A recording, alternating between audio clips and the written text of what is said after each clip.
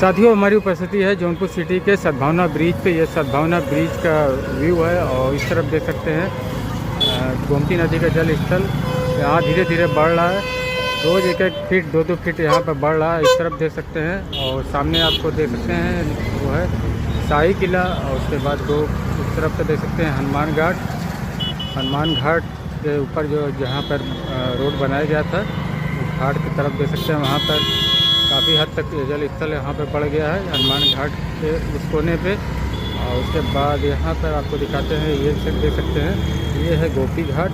और गोपी घाट पे 5-6 इंची अगर और पानी बढ़ जाएगा तो घाट के ऊपर पानी आ सकता है। और सामने देख सकते हैं वहाँ पर सूखा रहता था, वहाँ पर भी पानी आ चुका है। और शाही ब्रिज का व्यू आप यहाँ से देख सकते हैं। तो धीरे धीरे जल स्थल यहाँ पर रोज़ 1-1 2-2 फीट बढ़ रहा है।